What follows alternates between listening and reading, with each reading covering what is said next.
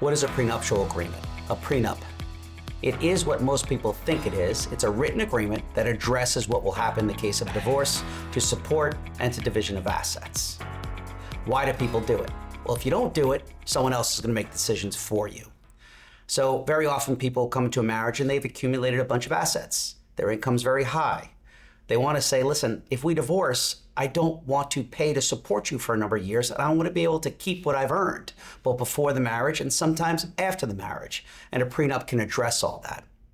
But here's the key thing about a prenup. It has to be fair, and there must be full and complete disclosure for it to be enforceable. A prenuptial agreement will safeguard not only what you've earned before the marriage, but inheritances from family. Inheritance are always separate property in New York.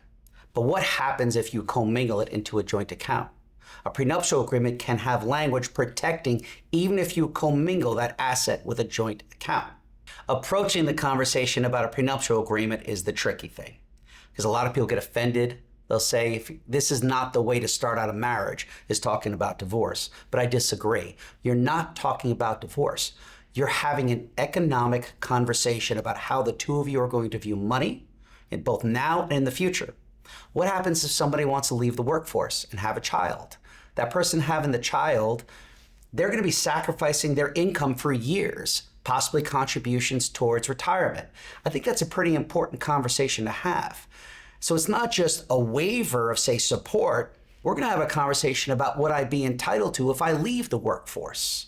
Having that conversation ahead of time is not just economic and smart. If you can't have that conversation, are you emotionally ready for all the challenges of marriage?